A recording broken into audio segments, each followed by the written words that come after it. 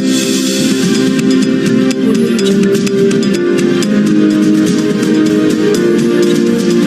आज शिवसेनेमध्ये प्रवेश केला आहे। या राज्यामध्ये शिंदे साहेबांच्या नेतृत्वाखाली मोठी घोडदौड चांगल्या कामाची सुरुवात आहे आणि त्यांच्यावर विश्वास ठेवून या महाराष्ट्रातले अनेक जण शिवसेनेमध्ये प्रवेश करू इच्छितात आणि आज आतिक भाईनं प्रवेश करून त्याची सुरुवात केली असं म्हणायला हरकत नाही परभणीत। आणि येणाऱ्या 30 तारखेला साहेब येणार आहे, त्या दिवशी खूप मोठ्या प्रमाणामध्ये प्रवेश सोहळा सुद्धा या शेतकरी आणि शिवसैनिक मेळाव्याच्या सोबत होणार आहे।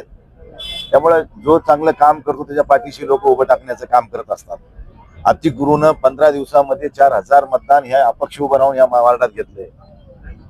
जर ते आमच्याकडून उभं असतं तर निवडून आला असता, परंतु त्यावेळेस तशी परिस्थिती नव्हती, त्यालाही कळालं नाही आम्हालाही कळालं नहीं। देर आए दुरुस्त आए। आतिक गुरु आज शिवसेना में प्रवेश करे, मैं उनका तहे दिल से स्वागत करता हूं और आगे के कामों के लिए उनको बधाई देता हूं। शिंदे साहब के हाथ मजबूत करके शिंदे साहब को सीएम बनाने के लिए हम सब लोग इकट्ठा हुए हैं और अच्छे ढंग से काम करके सीएम साहब को, शिंदे साहब को सीएम बनाएंगे। महानगरपालिकेचे काही आपले परभणीचे स्थानिक नगरसेवक प्रवेश करणार आहे का 30 तारखेला?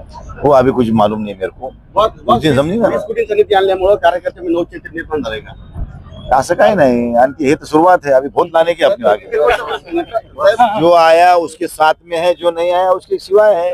काम करने का है, लोगों के काम करने का है। निधी वितरित केला आणखी नाही करणार आहोत। प्रत्येक प्रभागात चांगल्या प्रकारचं काम करण्याची आमची इच्छा आहे। इतके दिवस आम्हाला इच्छा असून सुद्धा पैसे मिळत नव्हते, कारण आम्ही विरोधी पक्षात होतो।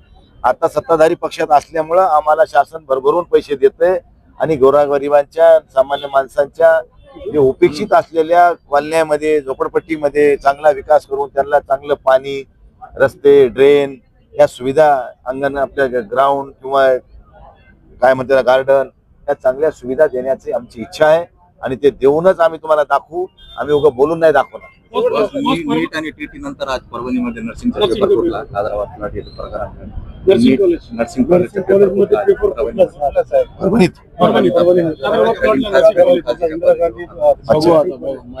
बघा, मला त्या प्रकरणात आणखी माहिती नाही, मी माहिती घेतो आणि तुम्हाला गुन्हा दाखल करण्यात आला। अभी मैं पूरी जानकारी लेता हूँ, आपको बोलता हूँ।